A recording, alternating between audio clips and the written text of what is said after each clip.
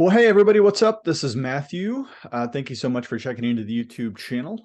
If you're visiting or you're new here, I'm the pastor of Gospel Fellowship PCA. We're a Reformed Bible-believing church just north of Pittsburgh.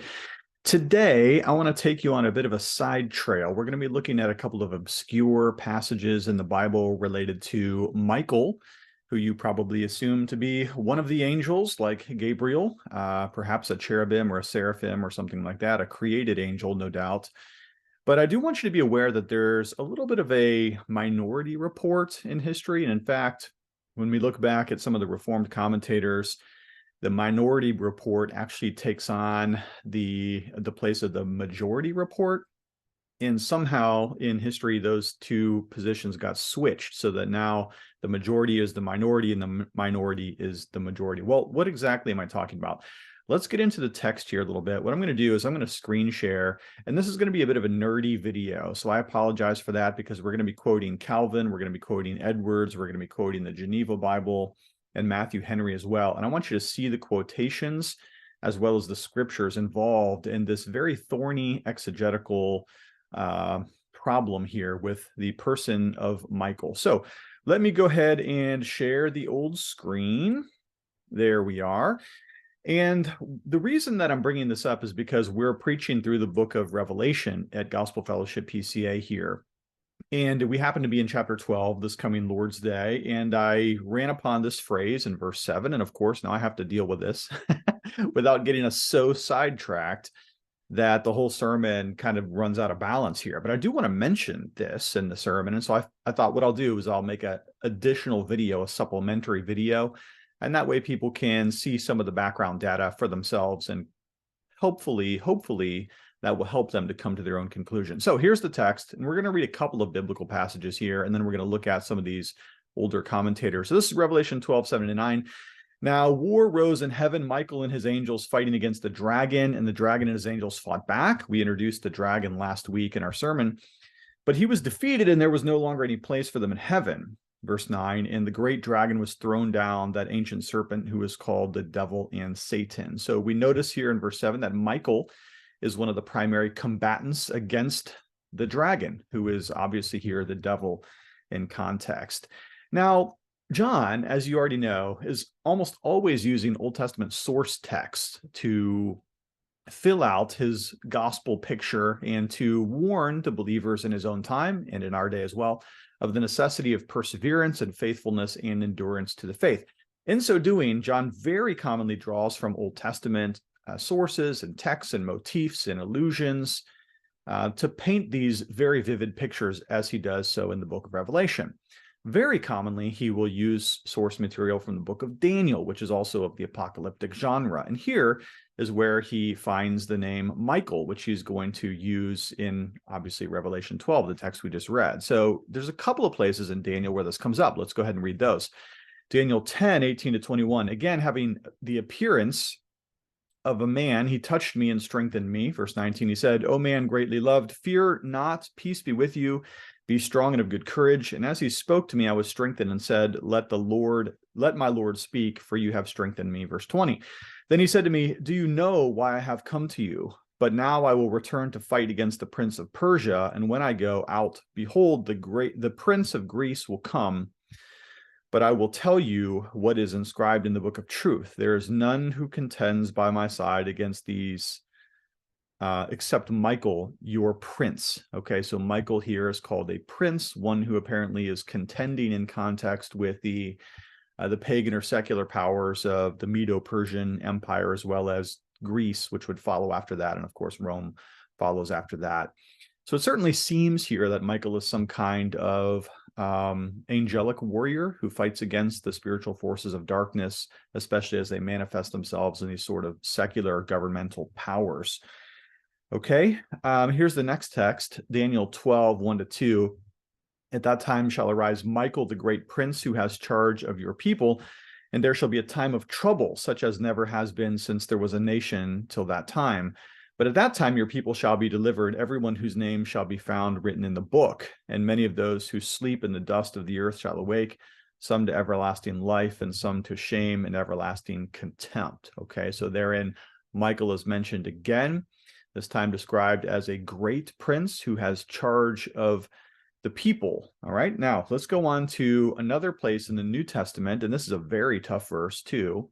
I don't know if this helps or makes it more complicated. Jude 8 and 9 is the only other place that I'm aware of that mentions Michael per se. There are other characters in the Bible named Michael, but there are persons and name lists and things like that, not relevant to the current discussion at hand. But Jude 8 and 9 is, it says, "Yet in like manner, these people also, relying on their dreams, defile the flesh, reject authority, and blaspheme the glorious ones." Verse 9, "But when the archangel Michael, contending with the devil, was disputing about the body of Moses, he did not presume to pronounce a blasphemous judgment, but said, 'The Lord rebuke you.'" Interesting again here, we have what is described as an archangel. Okay, so there we have the word archangel. Angelos is a messenger or a sent one. Very often it means the spirit beings that we call angels, the seraphim and the cherubim, but not always. There are some places where the word angelos or messenger means another one who is sent. So for instance, John the Baptist is called an angelos in the Septuagint version of Malachi, that passage. So also the messengers that go back and forth between Christ and John the Baptist when he's in prison are also called angeloi, or messengers. So sometimes the word has a common denotation to it, but most often we think of the spirit beings that we call angels. Here, arche, added to that, means the first or the ruler or the leader of them. So we tend to think then that Michael is an archangel. Obviously, it says so. But that must mean perhaps some kind of rank or authority amongst the angels. Well, that's the common reading of Jude 9. But I do want you to be aware that in Reformed theology and in Reformed history of interpretation, it's not always assumed that he is an angel like Gabriel. But let's go back to look at Calvin's commentaries here. Unfortunately, Calvin doesn't give us a commentary on the book of Revelation, but he does on Daniel. So let's see what he has to say. Calvin, quoting here from his commentaries, he adds next, "Behold, Michael, one of the chief leaders or princes, came to strengthen me. Some think the word Michael represents Christ, and I do not object to this opinion. Clearly enough, if all angels keep watch over the faithful and elect, still Christ holds the first rank among them because he is their head and uses their ministry and assistance to defend all his people. But as this is not generally admitted, I leave it in some doubt for the present and shall say more on the subject in the 12th chapter." Okay, so Calvin here, he mentions both positions, that Michael is an archangel and that Michael might be a placeholder for Christ. The word Michael does literally mean one who is like God. And so it would seem fitting that if this is sort of a prophecy of Christ, that he would be called one who is like God, and that the Son shares the same divinity, the same divine attributes as does the Father. But then again, you have names in the Old Testament like Elijah that mean the Lord is God, and certainly there's no claim for deity in many of those names like that. There are many such Hebrew names speaking something of the nature of God, and it's not necessarily a claim to divinity here. But Calvin at least brings up both possibilities, and he says at least he doesn't object to the position that Michael is Christ. Now, let's go on to see what he says a little bit later. And it's my understanding that this is several months later, I think, or weeks at least, because Calvin is preaching through the book of Daniel here. And so maybe he's buying time to think about these things a little bit. But there is some time delay between the time that he writes the commentary on Daniel 10 and the commentary on Daniel 12. Okay. Now he says something stronger on 12:1. By Michael, many agree in understanding Christ as the head of the church. But if it seems better to understand Michael as the archangel, this sense will prove suitable. For under Christ as the head, angels are the guardians of the church. Whichever be the true meaning, God was the preserver of his church by the hand of his only begotten Son. And because the angels are under the government of Christ, he might entrust this duty to Michael. Okay, so still, there's a little bit of waffling here. He's a little bit back and forth on both possibilities. Now, look at this next quotation from Calvin. This, I think, is going to be the strongest. "Daniel, therefore, represented Michael as the guardian of the church, and God has enjoined this duty upon Christ, as we learn from the 10th chapter of John. As we stated yesterday, Michael may mean an angel, but I embrace the opinion of those who refer to this to the person of Christ, because it suits the subject best to represent him as standing forward for the defense of his elect people. Okay, so once again, Calvin brings up both possibilities, but now he finally gives us his own personal conviction. I embrace the opinion of those who refer to this as the person of Christ. Okay, so that's John Calvin commenting on those difficult texts in the book of Daniel. Now, I want to bring up another interesting commentary here, one you might not ordinarily think of, and that is the Geneva Bible. Now, the Geneva Bible is something of the first Reformed study Bible. In fact, one of the first study Bibles in existence at all. It had a full complement of interpretive notes to it. And this Bible was used particularly by the English-speaking Puritans, including the Marian exiles. Okay, this is the first Bible that many of the pilgrims that came to the New World would have had with them. A very important historical commentary. Should be considered an important corpus when we're looking at Reformed interpretation or hermeneutics on text, because of how formative this was for many of the Reformed early English-speaking Puritans. So here's what the Geneva Bible says in its notes on Daniel 12:1. The angel here noteth two things. First, that the church shall be in great affliction and trouble at Christ's coming. And next, that God will send his angel to deliver it, whom here he calleth Michael, meaning Christ, which is published by the preaching of the gospel. Okay, so the Geneva Bible takes a little bit of a stronger position here, that at least in Daniel 12:1, the text is referring to Christ as the messianic deliverer. But watch this. In the notes on Jude 9, okay, so here we go, flip-flopping a little bit again. On the notes on Jude 9, it says, an argument of comparison, Michael, one of the chiefest angels, was content to deliver Satan, although as most cursed enemy, to the judgment of God to be punished. And these perverse men are not ashamed to speak evil of the powers which are ordained of God. Okay, so in Jude 9, it seems to interpret Michael as one of the chiefest of the angels, one of the chiefest angels. Okay, so a little bit of back and forth there from the Geneva. Now let's go to Matthew Henry on Daniel 10:13. Here is the angel Gabriel busy in the service of the church, making his part good in defense of it 21 days against the prince of Persia. Okay, so now Matthew Henry's just throwing a curveball at us, because this is the first time, at least in this set of interpretive notes that we're looking at, that Michael and Gabriel are conflated as one here. Skipping a bit, he says, others think that Michael the archangel is no other than Christ himself, the angel of the covenant and the Lord of the angels, he whom Daniel saw in his vision, verse 5. He came to help me, verse 13, and there is none but he that holds with me in these things, verse 21. Christ is the church's prince, angels are not, Hebrews 2:5. He presides in the affairs of the church and effectually provides for its good. Okay, so a little bit of defense of the Michael is Christ position. Now, when Matthew Henry comments on Revelation 12, he says this, the parties, Michael and his angels on the one side and the dragon and his angels on the other, Christ, the great angel of the covenant, and his faithful followers, and Satan and all his instruments. This latter party would be much superior in number and outward strength to the other, but the strength of the church lies in having the Lord Jesus for the captain of their salvation. Okay, so here he almost unambiguously interprets Michael as Christ in the Revelation 12 passage. Let's go then, shall we, to Jonathan Edwards and see what Edwards says here. Here we're quoting from his Apocalyptic writings, which is his notes on the book of Revelation.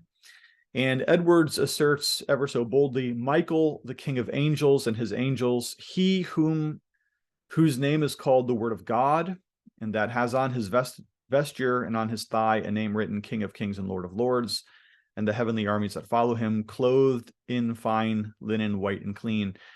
Edwards certainly seems here to be taking the Michael is Christ position here, because he calls him the king of the angels. Doesn't mean he is an angel, but he's the king of the angels, just as he is Lord of lords and King of kings, right? And in fact, then Edwards takes other lines from the book of Revelation, this having his name on his thigh and his King of kings and Lord of lords passage, and attributes them to Christ. So Edwards here seems certainly to be saying that Michael is Christ, okay? A little bit later, Edwards, in his History of Redemption, Volume 9, in the works of Edwards, he says, God's power gloriously appears in conquering Satan when exalted in that strongest and most potent heathen kingdom that ever he had, the Roman Empire.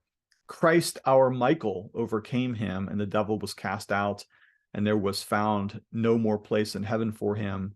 but he was cast out unto the earth, and his angels were cast out with him. Again, Edwards takes the Michael is Christ position here. Christ, our Michael, overcame him. All right, well, let's look at some conclusions then, simply to wrap up this video.